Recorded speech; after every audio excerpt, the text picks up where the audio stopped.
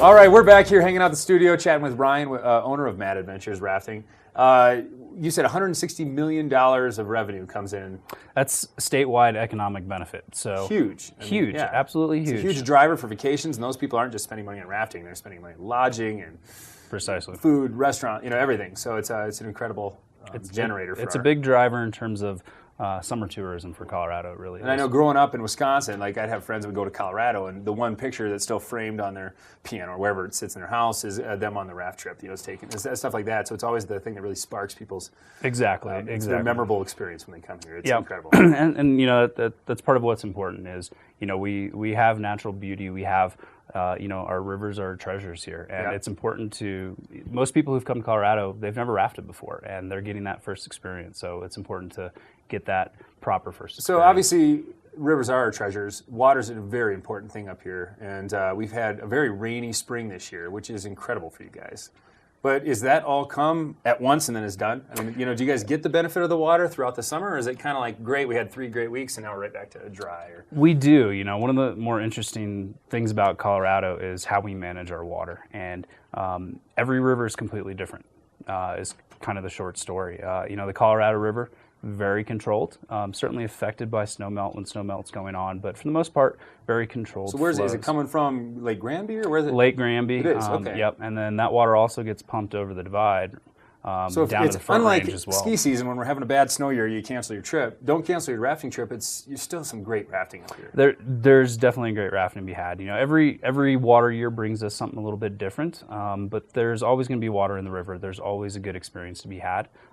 It's just understanding what the water's doing that year, and kind of setting expectations and making sure you find the appropriate trip for you. And so you guys employ people. What's your season? Mid-May to mid-May till about Labor Day. Till about Labor Day. So is that tough having employees when you can only employ them for 3.5, 4 months? It's always one of the challenges for sure. But the local economy up here, we kind of have 2 seasons. We have winter and summer, and mud season in between on either side. And so those folks that come to work for the winter.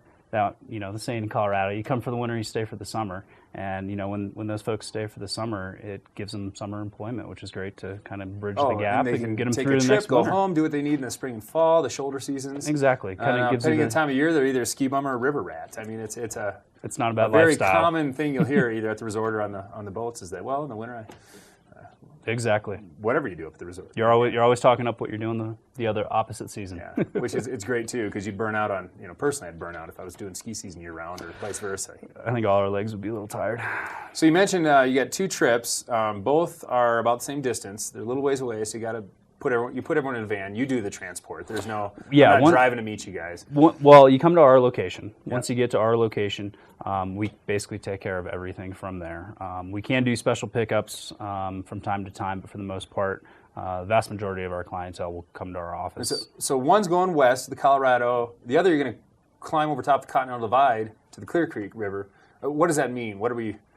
Are those 2 rivers going to be both in Lake Powell eventually, or are they in the same direction? They're going to end up in completely different sections. So Clear Creek on the east side of the divide, that's going to flow down towards Denver and eventually end up in the Mississippi River and head down towards the Gulf, whereas the Colorado River on the west side is going to continually flow west until it eventually ends up in the Pacific. One of the incredible things about where we're at here is we are literally on the Continental Divide. Exactly. So you go stand up top and pour a water bottle upside down, half's going to go east, one's going to go west. Unless you don't want to waste water, you can relieve yourself. Yes. But on that note, we're going to take a quick break, and we'll be back shortly.